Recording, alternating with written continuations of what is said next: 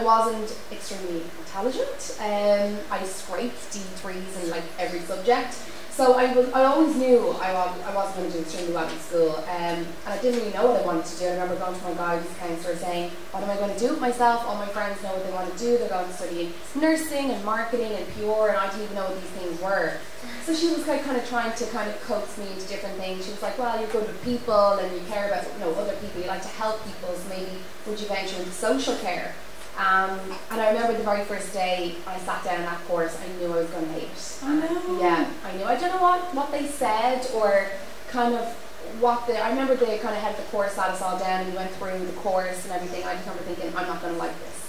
And I did, I hated it. And as a result, I never went. I was in the pub with the lads, with loads of the gay lads. And I failed my course. Yeah. Did you? Yeah. And so I'm guessing you were expecting that though. You didn't think you were going to pass. Yeah, it's funny, like I don't think you ever want to hear you failed something, like even though you know you weren't there, you didn't study, I don't think you expect to hear the words you failed. And I remember my parents were actually away on holidays and my mum knew I was going to get my results and she rang me and she was like, so how did you get on? And I was like, well, I don't really want to tell her I failed because I'm the eldest of four. I was kind of the first one in the family to go to college. I kind of felt like I had to set an example.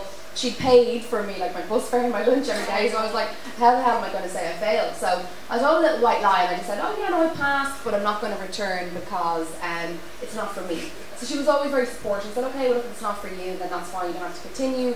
And she actually only found out the truth when my first book came out. And I was sitting there with my publisher and Dylan and my family, and she's flicking through and she landed on that fucking page. And I was like, oh my god, she just landed on that page. So she was like, did you fail that course? I was like, yeah. If she's reading your first book, I think she was probably okay. She was like, you lied. You never lied to me. I was like, it was a white lie. I couldn't tell you I failed. I didn't want to say the words I failed. Nobody wants to say they failed. You know? So what did you do then? What was your game plan? Well, my mum and dad are very much about like the working class people, so they were like, you're not lying in your bed, like which I did throughout the course. I either lay in bed or I was in the pub. Yeah, with the lads.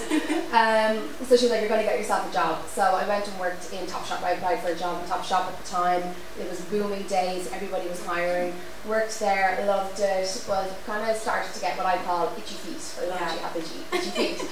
After about a year there, I kind of felt like I'd kind of gotten to where I could get within retail. Anyone here in retail? You'll kind of know where I'm saying. Yes. Like it gets to a level where you want to progress. And I went to my area manager and I was like, what can I do? She was like, well, the option is you can become a personal shopper, but you're like 3 girls behind and they're all here a lot longer than you, so you're going to be waiting about 3 years. And I was like, I don't really want to waste 3 years standing there and getting clothes dumped on me every day in the changing room. So I had to make a decision, and I decided to go back to college from chatting to a girl one day who came into the changing rooms.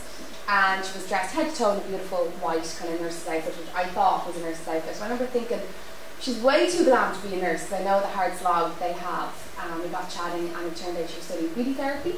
And I remember thinking, why didn't anyone ever tell me this? I love makeup, I love hair, this is a career, yeah. Why didn't my guidance counsellor tell me this? So went and studied beauty therapy and became a beautician.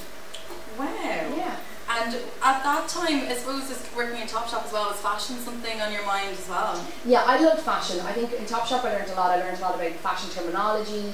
I think when you're standing on a changing room all day long, you're looking at different shapes, sizes, hair colour, skin colour coming through the door. You kind of gauge what looks good on people, and then they kind of educate you. You're like, oh my god, I actually wouldn't have put that with that. And so I definitely learned a lot of fashion tips and tricks from there. I think I definitely learned to, step outside your comfort zone every now and then and try different things. And if you feck up, so what? At least you tried it, And was modelling always on your mind as well? Was that something you used to think about? No, I suppose back then, like 2007, 2008, modelling was such a big job in Ireland, and everybody kind of was aspiring to these girls. You had Rosanna Davison and the likes every day in the paper. But I never really aspired to be a model. But I remember thinking, God, if it ever came around, I would be interested, because it's complimenting your looks. And back then, as Brendan was saying, you weren't sure, and you kind of go by what other people say and what other people think of you. So I think it was always kind of something that if it happened, you'd appreciate it. But when I look back at it now, it's not a career I take now. But did you enjoy it when you were doing it? Yeah, I did. I did a lot of free jobs, a lot of charity work, a lot of free stuff. Up early, travelling to venues and standing all day long and not getting a penny for it. But yeah, we loved it, and it taught me a lot. And I learned a lot. I actually met a lot of clients that crossover with now in the industry, and okay. yeah, so it was an experience. And you worked in radio as well. Yeah.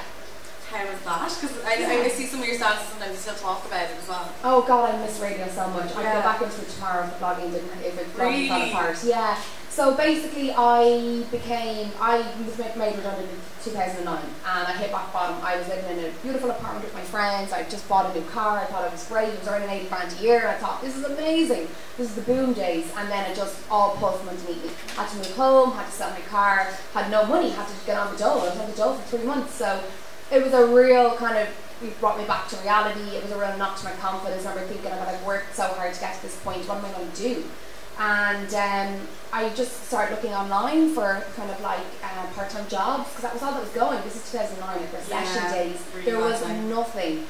And I just saw a part-time position for a radio group, receptionist, and although it was part-time, and it probably wasn't the most challenging job at the time because I came from such a busy environment. I was working in recruitment when I was made redundant. I kind of thought, you know what, it's a foot in the door to the media world, and it's a job, and it will pay my bills, and I'll make my mum a little bit prouder, because she obviously felt really sorry for me, and you know, I felt like I wasn't making my parents proud, or I wasn't making myself proud when I was on the dole and I was sitting at home, and I was kind of feeling sorry for myself. So it kind of got me back into the workforce, but definitely taught me a lot that period in my life. And it kind of brought you into the showbiz industry, I suppose, in a way, didn't it? Totally. As well? The radio brought me my blog, you know, yeah. and I thank my 2 CEOs to this day. So I applied for the job, and it was a part-time receptionist, like I said, and one girl done mornings and I done evenings.